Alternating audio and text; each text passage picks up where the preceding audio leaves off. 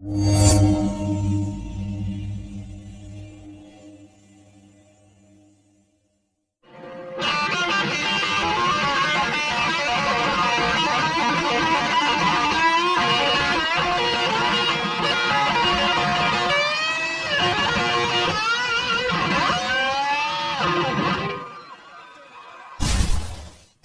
besar dari kita pasti pernah mendengar lagu milik Aerosmith, paling tidak sekali dalam hidupmu. Aerosmith memang ada di mana-mana. Lagunya berhasil kedap waktu, menembus segala batas bernama tempat, usia, dan generasi. Tentu saja, Aerosmith bukan band sumur jagung. Nama Aerosmith berasal dari plesetan Aerosmith, novel karya Sinclair Lewis. Dalam biografi Joe Perry, Rocks, My Life In and Out of Aerosmith pada 2014, kata aero dipilih karena Perry dan Taylor sama-sama suka hal yang berbau penerbangan. Maka, diambil kata yang berhubungan dengan aerodinamik. Aerosmith merupakan band yang terbentuk pada 1970 dan digawangi oleh Steven Tyler pada vokalis, Joe Perry pada gitar, Tom Hamilton pada bass, Brad Whitford pada gitar, dan Joe Kramer pada drums. Sejak awal karir mereka, tanpa mengecilkan peran personel lain, Aerosmith berpusat pada dua matahari kembar, yakni Taylor dan Perry. Mereka ibarat Jagger dan Richard di Rolling Stones, saling membutuhkan, tapi juga kerap menegaskan satu sama lain. Bahkan, yang bikin penonton ramai di panggung pertama mereka adalah perseteruan mereka.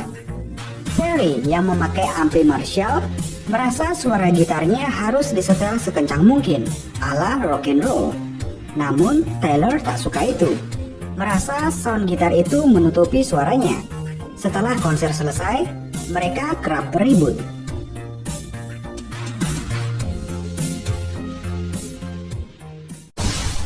Pada Oktober 1972, Aerosmith masuk studio untuk merekam album pertama mereka. Album self-titled itu dirilis pada Januari 1973. Lagu Dream On, yang ditulis Taylor saat masih berusia 18 tahun, jadi andalan. Lagu yang menampilkan suara rendah Taylor ini masuk di peringkat 59 dalam tangga lagu Billboard Hot 100. Lalu ada juga Mama Kin, yang kelak di-cover oleh Guns N' Roses di album Gender Lies. Selanjutnya, nama mereka mulai berkibar berkat album kedua yang berjudul Get Your Wings tahun 1975. Aerosmith bisa dibilang baru sukses secara komersial di album ketiga, Toys Idiotic tahun 1975.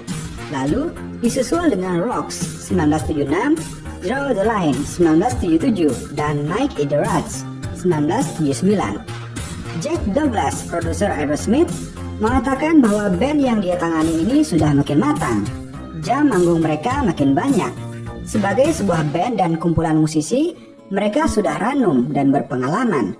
Sedangkan Joe Perry di biografinya menulis bahwa Toys in the Attic adalah hasil dari pengulangannya sebagai musisi. Namun, seiring popularitas mereka yang makin menanjak, juga perseteruan antara Perry dan Taylor yang makin meruncing di tengah promosi Night in the Ruts, Joe memilih keluar untuk mendirikan band baru. Sedangkan Taylor, yang sering dilabeli egois dan megalomaniak, seperti kebanyakan frontman band besar, mengatakan bahwa dia memecat Perry. The Toxic Twins, julukan untuk duet Perry dan Taylor, sekaligus menggambarkan dekat namun beracunnya hubungan mereka. Tak bisa digantikan. Aerosmith pincang, posisinya digantikan oleh Jimmy Crespo. Karir Aerosmith mulai jatuh saat sang vokalis Steven Tyler mengkonsumsi narkoba pada 1980. Hal ini semakin diperparah dengan hengkangnya Brad Whitford tahun 1981. 2 tahun kemudian, Aerosmith kembali bangkit dengan merilis album Rock in the Hard Place tahun 1982. Hasilnya, album ketujuh ini disertai kritik pedas. Bahkan, majalah Rolling Stone memberikan 1 bintang saja. Ketika Perry dan Whitford kembali lagi ke band, tak langsung pula mereka bisa mengangkat lagi Aerosmith. Bisa dibilang, penggarapan ulang Walk This Way adalah pemberi nafas baru bagi gerombolan bocah nakal asal Boston ini. Apalagi, MTV terus-terusan menayangkan video klip yang amat menghibur itu. Kolaborasi ini bisa dibilang meletakkan fondasi lahirnya rap rock atau rap metal. Posisi Brad sempat digantikan oleh Rick Dovey. Namun, ketika Joe dan Brad kembali ke Aerosmith, Jimmy serta Rick keluar. Dengan kembalinya formasi awal, Aerosmith kembali merilis beberapa album seperti Hit Down with Mirror tahun 1985, Permanent Vacation 1987, Pump 1989, dan Get a Grip tahun 1993. Semua album tersebut sukses dengan meraih beberapa platinum. Bahkan, untuk album Pump, mereka berhasil menjual 6 juta kopi.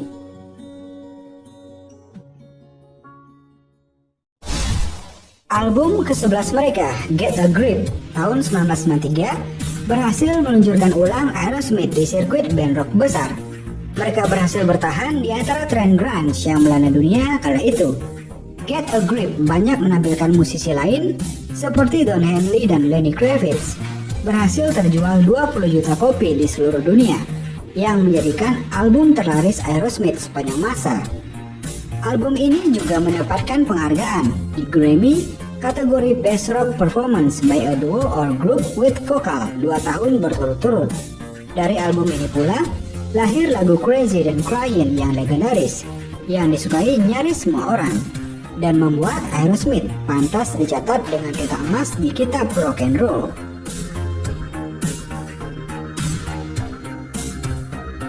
Aerosmith juga semakin sukses berkat soundtrack film Armageddon, yakni dalam lagu I Don't Miss a Thing tahun 1998. Lagu tersebut menjadi jawara di top chart dunia selama 4 minggu berturut-turut dan membuat mereka menempati posisi puncak Billboard Hot 100 untuk kali pertama. Soundtrack lainnya yang dibawakan Stephen C.S. yakni Angel's Eye untuk film Charlie's Angel tahun 2000. Sepanjang karir, Aerosmith sudah merilis sejumlah album hits dan memenangkan beberapa penghargaan. Selain itu, seluruh album Aerosmith tercatat sudah terjual sebanyak lebih dari 150 juta kopi. Namun, suka atau tidak, lagu ini memang membuka jalan bagi Aerosmith untuk menggapai pasar pendengar baru. Ketenaran lagu ciptaan Diane Warren itu juga membantu popularitas album baru Aerosmith, Just Push Play tahun 2001, yang sebenarnya kurang disukai oleh Joe Perry. Meski sukses, Aerosmith juga diterpa masalah. Stephen jatuh saat menyanyikan lagu Love in an Elevator dalam konser di Amerika tahun 2007. Akibatnya, ia mengalami cedera di kepala, leher, dan bahu serta harus dirawat di rumah sakit. Setelah itu, mereka kembali melanjutkan konser ke berbagai negara sampai tahun 2011. Mereka kembali merilis album ke-15 yang bertajuk Music from Another Dimension pada tahun 2012. Mereka kemudian mengadakan konser lagi dengan title Global Warming Tour di Australia, Selandia Baru, Filipina, Indonesia, dan Singapura. Sayang, konser mereka di Indonesia harus dibatalkan karena alasan keamanan.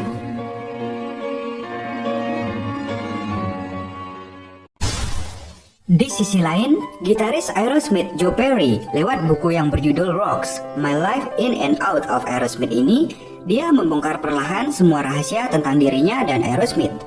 Band yang dibentuknya sejak umur 19 tahun itu akhirnya juga mendapatkan julukan America's Greatest Rock and Roll Band. Berikut beberapa faktanya. Yang pertama, Joe Perry ternyata gitaris kidal. Ya, Joe Perry memang gitaris dengan kidal. Meski selalu terlihat tampil dengan tangan kanan, Joe Perry juga bisa bermain gitar dengan tangan kirinya. Sejak kecil, Joe memang sudah mengenal gitar dan memainkan dengan tangan kirinya. Namun, ketika dia berumur 12 tahun, dia mendapat gitar plus panduan cara bermain gitar dengan tangan kanan. Yang kedua, Tyler adalah seorang klepto. Ya, Steven Tyler memang panjang tangan. Aerosmith pernah kehilangan sebuah gig besar hanya karena hobi sang vokalis. Meski tidak mengaku, seorang teman baik memberitahu Joe Perry kalau pelakunya adalah sang vokalis sendiri. Yang ketiga, Tyler ada rasa dengan istri Joe Perry. Kalian pasti tahu dengan lagu Sweet Emoticon milik Aerosmith.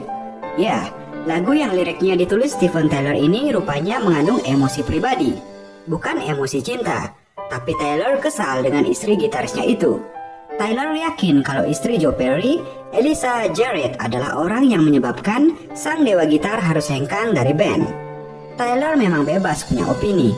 Yang pasti, Joe Perry menyatakan dalam bukunya kalau semenjak dia hengkang dari band, dia merasa lebih baik dalam membuat aransemen musik dibandingkan bersama Taylor. Yang keempat, Joe Perry hengkang bukan karena ulah sang istri. Selalu ada alasan di balik sebuah keputusan besar, dan keputusan Joe hengkang dari Aerosmith juga beralasan. Ketika Joe memutuskan cabut dari Aerosmith di tahun 1979, itu bukan karena ulah Jarrett menyiram istri Tom Hamilton. Ya, Jarrett menyiram segelas susu segar langsung ke wajah istri sang basis. Joe yang mencoba untuk membicarakan masalah ini baik-baik malah ditolak. Akhirnya, Joe memutuskan hengkang sampai tahun 1984. Yang kelima, Joe Perry kesal Taylor ikut audisi Led Zeppelin. Di tengah-tengah kesibukan menulis lagu, tiba-tiba saja Steven Tyler pergi tanpa pamit selama seminggu. Taylor pergi ikut audisi Led Zeppelin hanya untuk tampil di pertunjukan band tersebut. Ketika ditanya alasannya, Taylor selalu menjawab dengan banyak alasan. Joe kecewa sekaligus kesal dengan tindakan Taylor, karena sebenarnya audisi itu tidak hanya diadakan sekali saja. Joe yang terlanjur memberikan kepercayaannya pada Taylor langsung merasa kecewa. Bagi Joe, cukup tahu saja sikap Taylor yang seperti itu. Namun, pada akhirnya, tampil bersama Aerosmith tetap menjadi yang terbaik. Menurutnya, masih ada perasaan yang muncul ketika Aerosmith akan tampil. Joe masih bisa merasakan greget sebelum tampil. Ketika Joe Perry akan berjalan menuju panggung, yang ada di pikirannya cuma tampil all out dan berikan penampilan terbaiknya. Penonton layak untuk mendapatkannya. Dia juga akhirnya tahu bagaimana mengendalikan emosinya.